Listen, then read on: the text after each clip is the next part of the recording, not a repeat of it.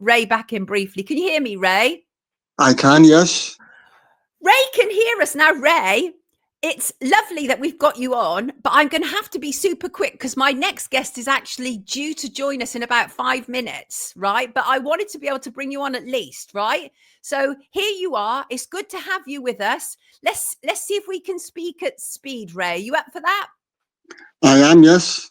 Good man. Ray, you were convicted of a murder, of the 1981 murder of Toxteth bookmaker John Suffield. You spent 36 years in prison for a crime you say you did not commit. You have now, you're free now, you're out, but you were kept inside for a very, very long time because you refused to admit your guilt. Ray, what have you submitted to the CCRC, the Criminal Cases Review Commission? We've submitted 4 or 5 reports, one done by an expert on death scenes, 2 ex-police officers, one who's worked on cases in Ireland and over here, and one who reviewed the witness evidence by people from jail. They've submitted reports. We've had a report submitted by a person, a good friend who passed away a few years ago, on language. That's gone in. The submission was submitted by a good friend, and they've come back and said they were going to look at the DNA and also review the report because they hadn't previously been put in before. Myself and my wife and the experts have reviewed the evidence and come up with certain aspects that had never been heard before, because this was because evidence was withheld, and we've looked at that evidence, found stuff that had never been heard before. So they're going to look at it. We should get feedback within the next couple of months as to what's going on. Well, it's interesting. Legacy Media is finally starting to cover your story properly. And this one is a typical example. You say, I was a crook, but I was never a killer. One of the essential things that they used around you was this whole idea that you gave a confession. What happened with that false confession, Ray? I was coerced, I was threatened, and I was assaulted.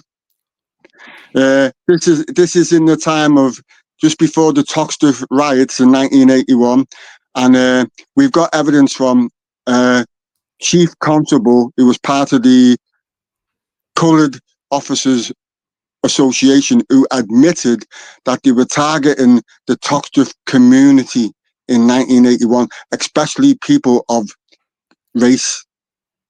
And we've got people who were activists live on TV saying police used to stop you back in the day, and if you acted in the wrong way, they'd transport you somewhere, beat you up, take you to the police station, make false charges, and they're forever stitching people up. It's a terrible situation. You have a book, updated book, actually. Is this written by a relative of yours, Ray? No, it's written by my good wife. Wonderful. 36 years, a true story. Tell us a little about it, and you're going to give away a signed copy to one of our viewers. The pain that you and your good wife must have endured, this must have been cathartic for both of you, her writing this. No, because it's like there was a lot of frustrations because I don't know how to use a computer, and I actually got on her nerves because she was writing it. But yes, it was about my life. I mean, we've only put certain bits in to make it simple for people to understand. I mean, we do want to do one on my time in care, which will deal with the other issues. But yes, she very understanding. She sat there day in, day out doing it, even though she might have got annoyed at times with me because I'm a pain in the butt at certain times. Well, Aren't we all? Aren't we all, Ray? But the thing is that I don't think anybody can really imagine what you've been through, because you were ordered to serve a minimum of 15 years. You ended up serving actually 3 decades because you refused to admit that you had done this. And of course, they're not even going to put you up for parole unless you say, I did it, Governor, and you refused to. Well done. What happened eventually that you were released? I went up for my 12th review. I was in HMP Kennett before it shut, and the parole board said we understand your stance on the case, and it's nothing to do with the case now. It's whether you can be dealt with in society. So after the board sat, 2 weeks later, I actually got me notice that I was being released. Ray, how do you adjust back to living in society after you've been inside for over 3 decades? How does that work? Well, they were letting me out on days out, and then they started letting me out on home leave, which I had to go to a hostel in Egbert in Liverpool. And then I was working outside in the prison kitchen, and then did a bit of charity work in a charity shop. So that was to climatize me to outside. It wasn't easy, It's because some people knew who I was, and you get horrible looks and horrible stares. And now with everything that's been in the media the last couple of years, maybe people now might understand that I haven't done this crime and Well, what people go through. I mean, that's the other thing, is it's not just about you adjusting to society, it's the way that people view you as well. Are you living in the same area that you were then? No, I'm elsewhere. I mean, and presumably it's just got too many bad memories for you. Were you with your wife before you went in? No, my wife knew about my case years ago, and she was involved in the miscarriage of justice world, trying to help people. So the thing is, with miscarriages of justice, is it often means that the real perpetrator is still roaming around outside, and they were so keen to fit you up. There was a second man as well, wasn't there? John Kamara. He served more than 19 years in prison. He was exonerated in 2000. So the two people who were in prison for this were not responsible for it. So that means there's a high likelihood there's still somebody wandering around out there, right? That's right. If they're able to find material to conduct DNA testing, that will give them the answer they need. If they can get DNA. I mean, the fact is, they can get DNA off bodies going back hundreds and hundreds of years. So whatever they've got with the new advanced techniques, we're hoping that solves this case. It must be so painful when you are convicted of something that you know you haven't done, and because every day must feel like a century when you're inside. I've been arrested. I've been in a cell overnight for, being naughty when I was in my 20s, right? But it's nothing in comparison to what you have endured. How do you manage to keep your head without just going insane in such a situation, Ray? I was fighting the case, so I was always writing Right. letters to everybody. I wasn't what you say, model prisoner. I was always getting shanghaied from one prison to another for being a subversive inmate. So the system didn't like me at all. And probably likes you even less now because you're challenging it. You're out and you're challenging it. And I think this will be interesting because we're seeing a lot of problems, aren't we, with the CCRC? I don't need to tell you that. The problems that they've had, Andrew Malkinson is one example, who was falsely accused of rape. They refused to look at his information. They just denied Jeremy Bamber now, even though there is some stunning new evidence. So what are your hopes? My hopes is that what they've got and they're looking at now, they will send it back. The CCRC was set up originally where these doubts on the cases to refer them back. They're now acting as police, judge, and jury. That wasn't the role. there was initially 50 cases went back to the CCRC when it was transferred from the Home Office to the CCRC. My case was one of those 50 that originally went there when it was first created. And they're just not doing the job. They had evidence there for Andrew Malcolmson going back years, and just hid it. The other kid who did 38 years from Birkenhead, Peter Sullivan. Oh, that's He right. didn't do it. You got Bamber. You can't have a fair trial where 136,000 pieces of evidence has been withheld. That is not a trial. And you know, the thing is, when you look back on that now and throughout in your book, because I haven't read your book, but in your book, I presume you talk about the trial, and because they only presented a very distorted view of what was going on. They said that your confession was plausible, but just remind us of the circumstances under which you were coerced into writing that confession. I was in an interview room. It was the third interview. They were playing bad cop, good cop. He had two photo fits on the table when I walked in the room, and one of them was smashing the table. That's you. That's your mate. That's you. That's your mate. If it isn't you and that's not him, who is it? And this fella was just in my face constantly. It's you. It's you. I've got 10 years left. He's got 15 years left. You will never be out by the time we actually retire. So they were adamant. They said, from information we've received from the community, you two are both a team. Your mate's the bagman, you're the everyman. And that's when it started getting worse. At the time, they did not know I had vulnerabilities myself. I had a speech defect myself. So when I was ever put under pressure, my speech would deteriorate. So if I was quiet because I couldn't get my words out, they assumed I was guilty of it. And so you were very young. What were you, 23? No, I was 22.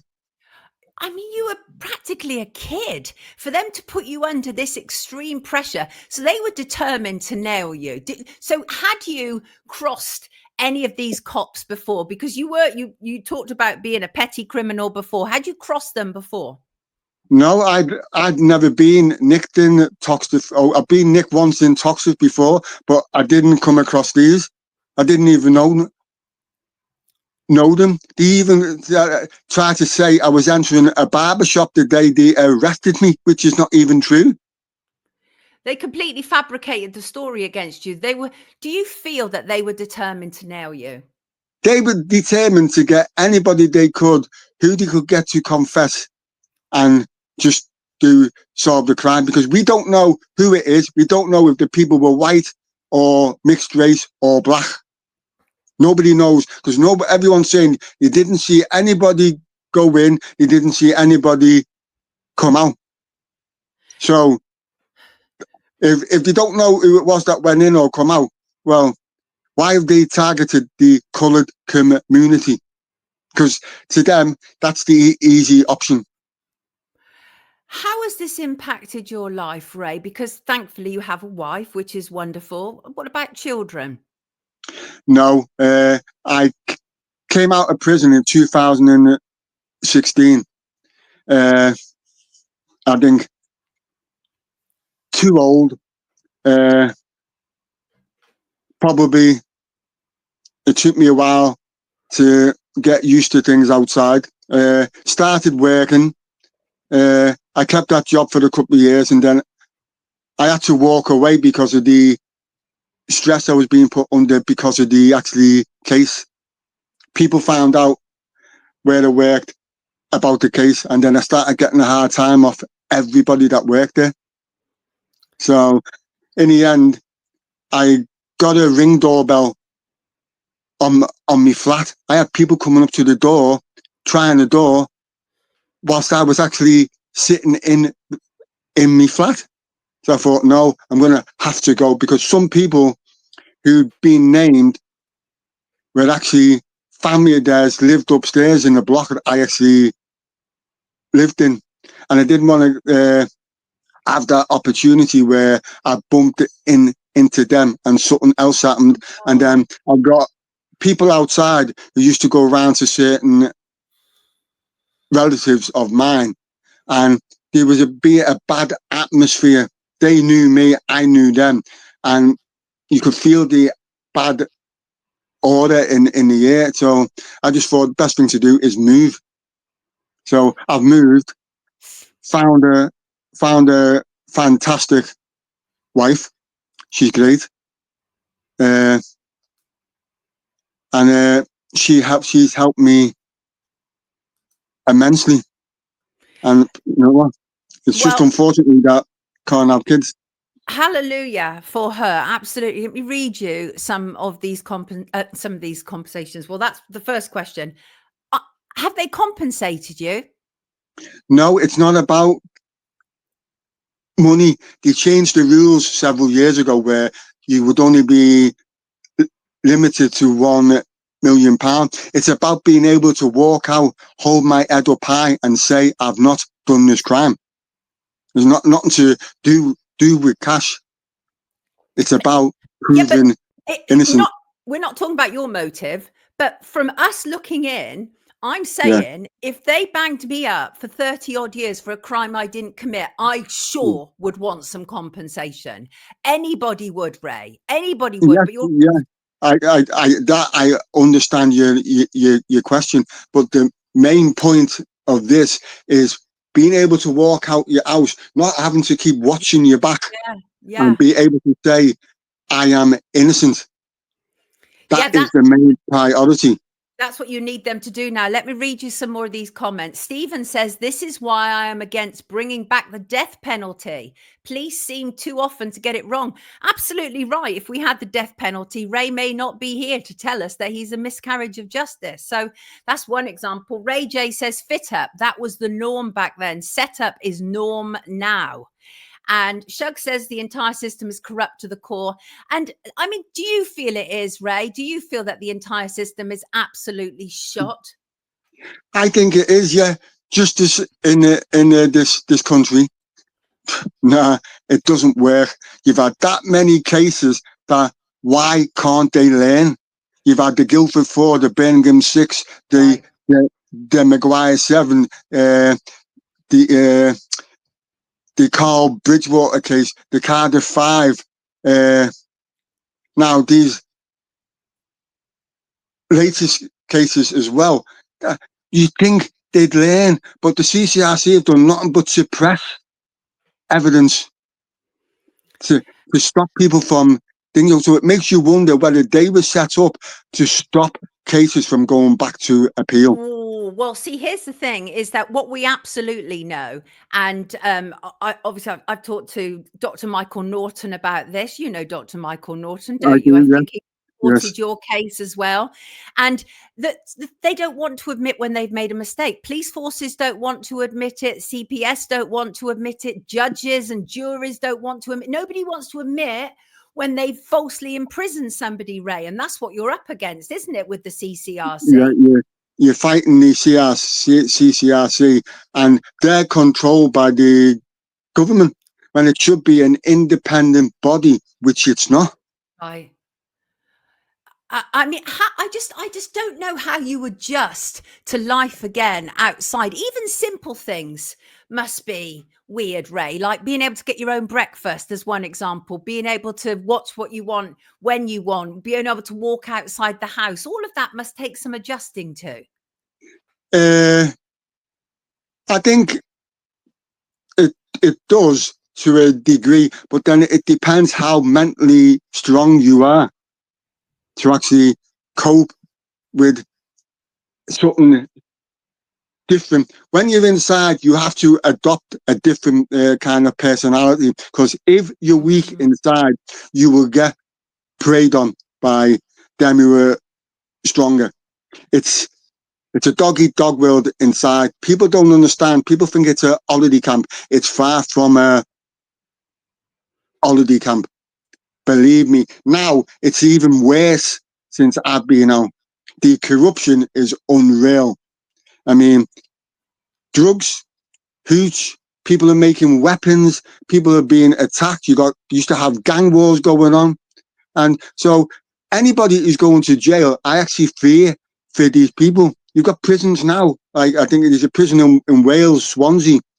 People are getting attacked on a regular basis. Your dispersal system is dangerous. People's lives. You could look at the person the wrong way, and they might want to try and get in your cell the next day, trying to kill you. And then you got Ray, how much complicity? Now, obviously, I understand that it's fiction, quote unquote, but I like In the Line of Duty, right? I like that. It's about police corruption. Yeah. I don't know if you've ever seen it. And obviously, it shows about like massive police corruption that takes place that also infiltrates the prisons and everything. How true to life do you think that is? That was, I think, the most truest program I've seen about corruption. Just take the Stephen Lawrence case. That just shows you. And then a couple of years ago, they stopped 2 athletes in their own car and tried to say, "Oh, we could smell cannabis in the car," and then they all got suspended. I think 2 lost their jobs and then got their job back.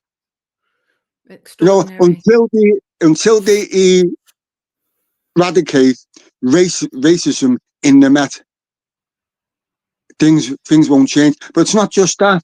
You got cops on the take, but it's actually proving it. But most police forces are bang at it.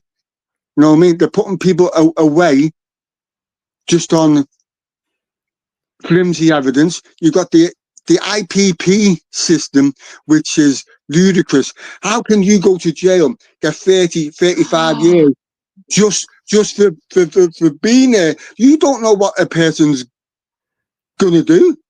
Yeah, that's I've covered that before, the IPP, because that's an old system, isn't it? That's what is it, indeterminate prison? Yeah, that's right. And I interviewed somebody whose partner had stolen a mobile phone like 15 years ago, and he's still in because he's caught in that old system. It's an absolute disaster. I think somebody like you, with your knowledge and your information, should actually be involved in prison reform. What would you do if you were put into a position where we could reform prisons? I've got a little bit of extra time with you because our next guest hasn't arrived, so that's why I'm able to, which is perfect timing, clearly. I think, for one, shorter prison sentences don't work.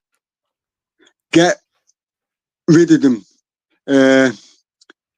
This thing about wanting to do just a judge deal with the cases, no, because it will create more innocent people going to jail if just the judge decides on the evidence. No, I'm not happy about that. We listened to a man who was head of the CPS for the Northwest, I think a couple of years ago. He was talking on the TV. He says the police will withhold stuff that aids their defense until someone brings in a law that compels the police to provide all the evidence they amass. You're going to have cases going on and on and on. It needs to be reformed from the bottom up to the top. Politicians should not be using criminal cases for their own gain, which we see time and time again, saying this, saying that about cases to give themselves a big foot up on their politics.